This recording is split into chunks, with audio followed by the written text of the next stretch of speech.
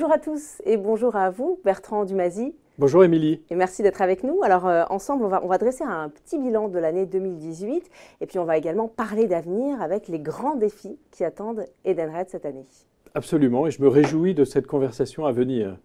Alors, vous êtes à la tête d'Edenred depuis maintenant 3 ans. Finalement, comment est-ce que vous caractériseriez cette année 2018 qui vient de s'écouler? L'année 2018 a été une année extrêmement dynamique. On pourrait la qualifier d'une année connectée, fiable et très vibrante.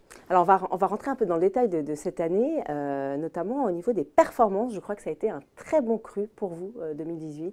Alors l'année 2018 sera à nouveau un très bon cru, et c'est le troisième grand cru qu'on a, troisième grand cru consécutif.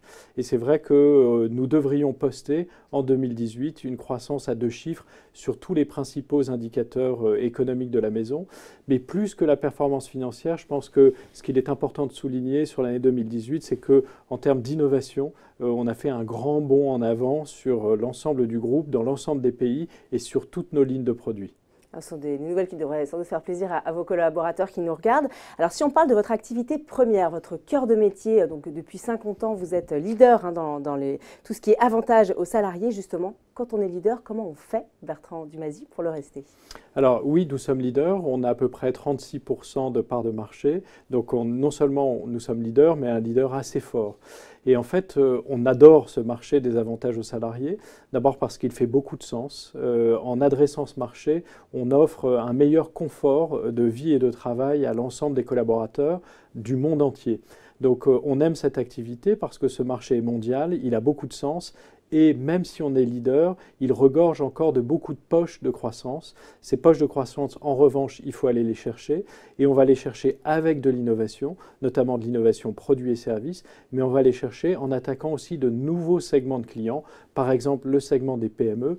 Historiquement, Edenred était très centré sur les grands groupes et une offensive PME a été lancée depuis 3 ans et elle est couronnée de succès. Alors, vous nous avez parlé il y a quelques instants d'une année 2018 connectée. Alors justement, comment ça se matérialise cette année connectée?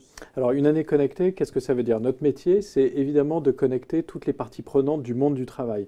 Donc par exemple pour les avantages aux salariés, les employeurs, les employés, des marchands et une régulation. Ça c'est notre métier et c'est notre raison d'être. Cette année 2018 a été particulièrement connectée parce que sur cette raison d'être, on a digitalisé et innové énormément, ce qui fait qu'on est capable d'inclure de plus en plus de monde dans notre écosystème. Quelques exemples, vous avez des nouveaux venus, donc les plateformes de livraison de repas à domicile ou sur le lieu de travail. Nous sommes les seuls au monde à permettre aux collaborateurs de payer avec une solution de type ticket restaurant, une plateforme mondiale connue comme Uber Eats ou Deliveroo. Et donc, elle a été connectée puisqu'on a fait rentrer dans nos écosystèmes beaucoup de nouveaux acteurs.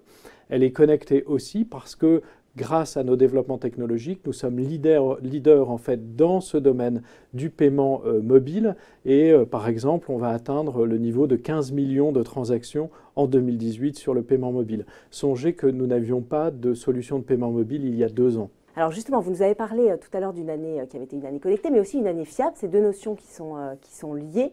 Alors cette année, vous avez justement des partenaires qui vous ont fait confiance. Oui, on a des gros partenaires et j'en citerai 2. Par exemple, au Brésil, on a désormais comme partenaire de distribution le groupe Itaú. Itaú est la première banque privée de l'économie brésilienne. C'est donc un groupe énorme et c'est un groupe qui va travailler en exclusivité avec nous. Non seulement ils vont distribuer nos produits, mais en plus ils sont devenus partenaires capitalistiques d'Edenred au Brésil. C'est une grande source de fierté, c'est une grande reconnaissance de la qualité de notre travail, du travail de tous les collaborateurs de l'entreprise, de faire en sorte que Itaú travaille en exclusivité avec nous. Je peux prendre un exemple en France. Le CMCIC, qui est une banque très connue en France, très respectée, a décidé de distribuer également nos produits de manière exclusive.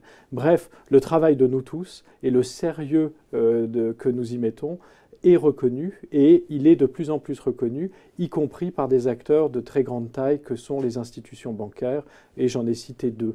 Et ça, c'est la meilleure récompense de la fiabilité de ce que nous faisons.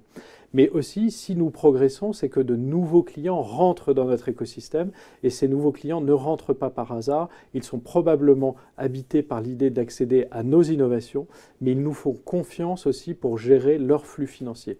Alors, on va parler de votre deuxième cœur de métier, c'est la mobilité professionnelle. Vous en êtes d'ailleurs jamais caché, hein, vous ambitionnez de devenir leader dans ce secteur. Où est-ce que vous en êtes aujourd'hui? Alors, leader, oui, parce que nous sommes un groupe de femmes et d'hommes, on est 8000 aujourd'hui, et on est ambitieux. On est humble au niveau individuel, mais très ambitieux pour l'entreprise qui est Edenred. On est leader en avantage aux salariés, on a envie de devenir leader sur les solutions de mobilité professionnelle.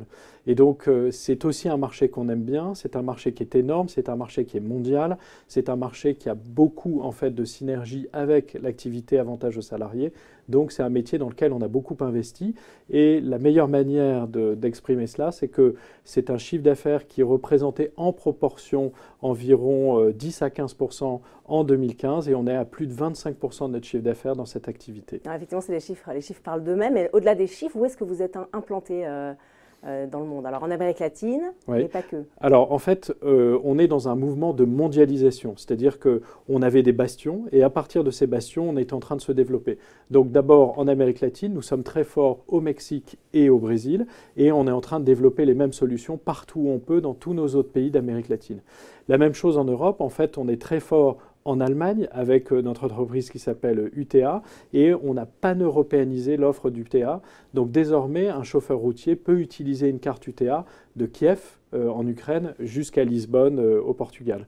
D'ailleurs, on s'est pan-européanisé de manière continentale et on a apporté la dernière pierre à l'édifice de notre présence en Europe puisque nous sommes sur le point de faire l'acquisition définitive d'une société anglaise qui s'appelle The Right Fuel Card et ça nous permet de rentrer sur le marché anglais qui est en fait en valeur le premier marché des cartes essence en Europe. Bref, on a de grosses ambitions, on est passé de 15 à 25% et l'appétit vient en mangeant et on n'a pas fini d'avoir des ambitions sur ce segment de marché qu'on aime beaucoup.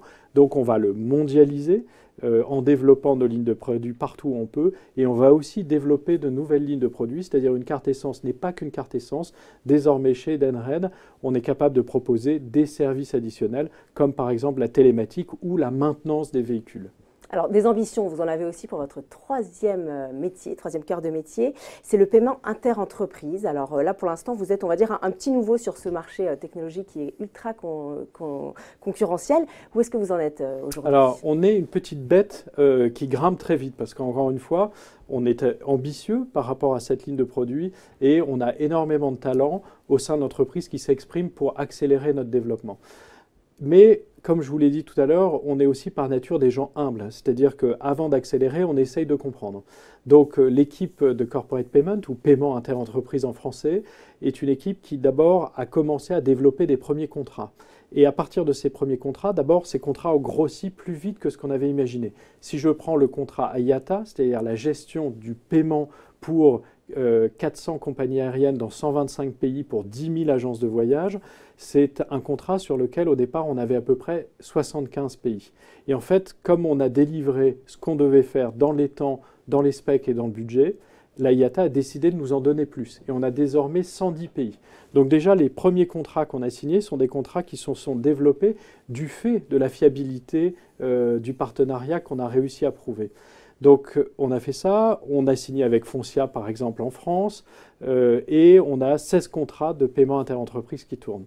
Et on n'oublie pas une acquisition très importante cette année avec l'américain CSI pour environ 600 millions de dollars je crois. Alors en quoi cette acquisition est particulièrement importante pour Edenred? Alors c'est là où je voulais en venir, c'est-à-dire que pendant 2 ans, on a fait le travail par le bas, en comprenant et en attaquant le marché. Et puis, une fois qu'on a mieux compris ce qu'on voulait, là, on peut accélérer. Et l'acquisition de CSI marque en fait cette accélération. On est absolument ravis d'accueillir CSI dans la famille Edenred pour plusieurs raisons. D'abord, CSI est un acteur très talentueux sur le marché américain. Donc le talent de CSI nous intéresse pour nous infuser et nous aider à accélérer, mais le marché américain nous intéresse également puisque c'est le premier marché au monde du paiement interentreprise. Donc non seulement ce marché est gros, mais en plus il est en forte croissance. Et c'est une croissance à 2 chiffres qui anime ce marché. Donc le talent de CSI associé à l'ambition d'Edenred et les moyens d'Edenred, tout ça sur le marché américain, fait de l'acquisition de CSI une très bonne nouvelle pour nous tous et surtout des horizons de développement qui nous animent. Alors, il est temps de parler un peu de vos collaborateurs. On l'a vu, hein, vous êtes une entreprise qui évolue, vous développez sans cesse des nouveaux métiers, vous êtes à la pointe de la technologie. Finalement, quel est, selon vous, le devoir d'un PDG vis-à-vis de ses collaborateurs ?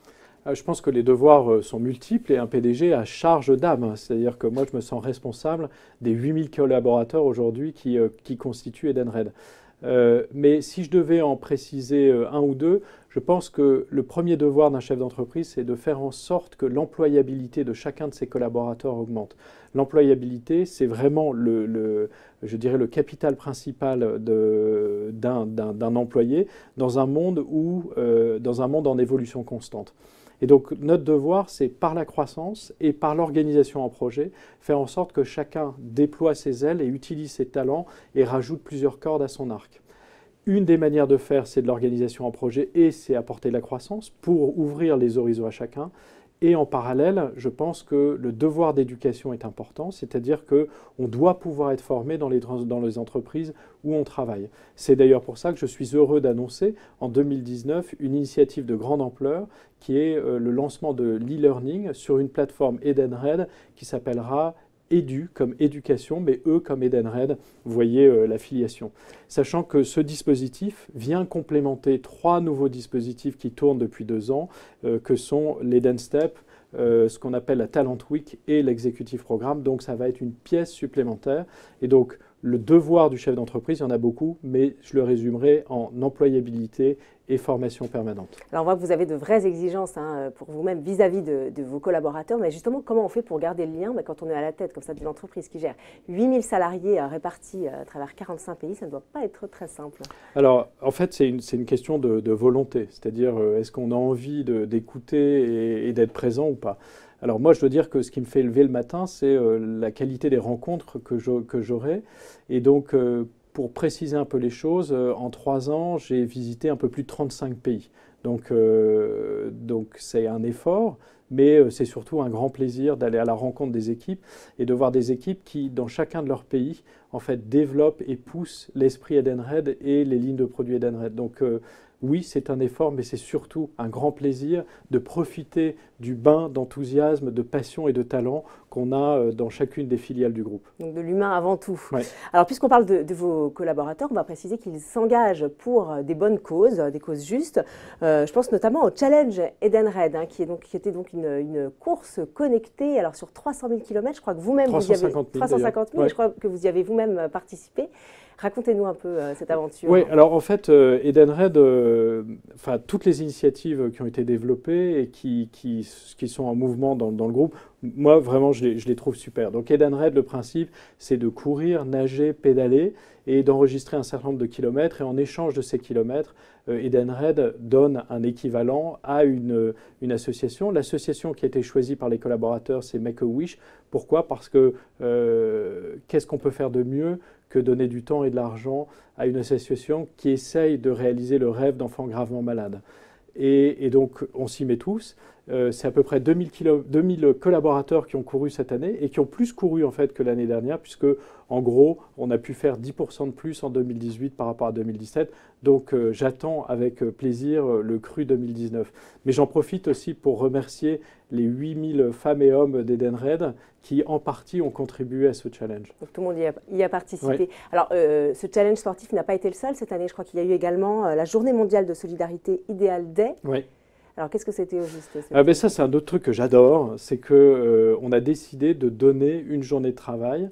Et ce qu'on a décidé, c'est la même journée partout dans le monde. Donc, en 2018, la journée était le 21 juin. Je suis capable d'annoncer qu'en 2019, la journée choisie est le 19 juin. Et l'idée, c'est qu'il y a une exigence, c'est qu'on donne tous une journée de travail. En revanche, chaque organisation locale choisit l'association ou l'œuvre pour laquelle ils ont envie d'aider.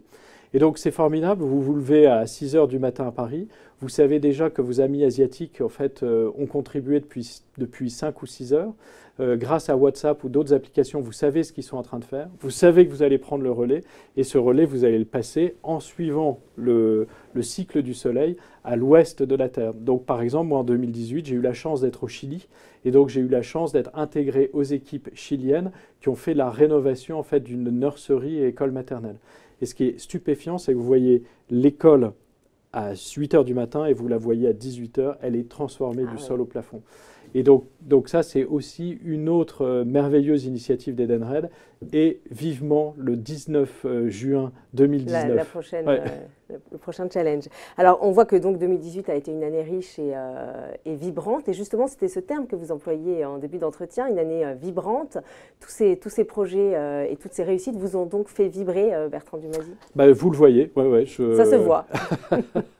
Absolument, ça me fait vibrer, et ça crée aussi une énorme fierté, une grande fierté en fait de ce que tous ensemble nous réalisons, c'est-à-dire non seulement on fait mieux que les objectifs que nous nous sommes fixés, mais en plus on le fait avec la bonne attitude et beaucoup d'allure. Et donc je suis très fier de faire partie de cette aventure. Avec des valeurs qui vous sont chères et qu'on voit juste derrière vous, ces images qui défilent sur ces écrans. Donc les valeurs Edenred qui sont affichées sur les murs de différentes filiales, beaucoup de filiales d'Edenred. La passion du client, le respect, l'imagination, la simplicité et l'esprit entrepreneurial qui nous animent tous. Alors Bertrand Dumazy, l'heure tourne, il est temps de parler un petit peu d'avenir, de l'avenir d'Edenred. Quelle est votre ambition pour le groupe pour 2019, bien sûr, mais pour les années à venir? Oui, alors la visée pour Edenred, c'est de continuer à devenir le compagnon universel du monde du travail. Une autre manière de le dire, c'est quelqu'un qui travaille, et quelle que soit sa forme de travail, se lève le matin et va sur son application Edenred. Et sur son application Edenred, il a accès à des solutions de mobilité professionnelle, que ce soit de la carte essence ou d'autres types de cartes, de la gestion de frais professionnels, des solutions de nourriture, mais aussi des solutions de formation et des solutions de paiement interentreprise. Et on va y rajouter plein d'autres choses. Bref, devenir le compagnon universel du monde du travail pour rendre le monde du travail encore meilleur qu'il n'est aujourd'hui. Ça, c'est l'ambition ultime. Et en plus, on va essayer de le faire en générant de la croissance à 2 chiffres, parce que ça fait partie du jeu, et on va essayer de le faire en respectant nos valeurs. Si je réfléchis à ce qu'on a fait ces 3 dernières années, je suis tout à fait enthousiaste sur les 3 années à venir. Mais je sais aussi qu'il y a des choses qui n'ont pas été faites dans les 3 années précédentes, qu'on va essayer de mieux faire dans les 3 années à venir, et j'en citerai 3. La première, c'est une attention encore plus forte à nos clients. Il faut que le niveau de satisfaction de nos clients continue à augmenter.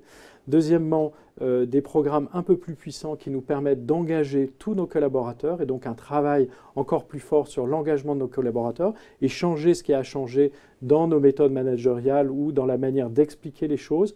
Et le troisième élément, c'est aussi la diversité. J'aimerais que Edenred soit un peu plus diverse. Je suis convaincu que diversité égale efficacité, et on a encore des efforts à faire à certains niveaux. Et quand je parle de diversité, je pense notamment à la diversité du genre. Les femmes sont encore trop sous-représentées dans nos instances dirigeantes, et donc on va y travailler ardemment pour les 3 prochaines années. Eh bien, écoutez, c'est tout ce qu'on vous souhaite en tout cas pour 2019, une année bien vibrante, tout aussi vibrante que 2018. Alors, on arrive au terme de notre entretien.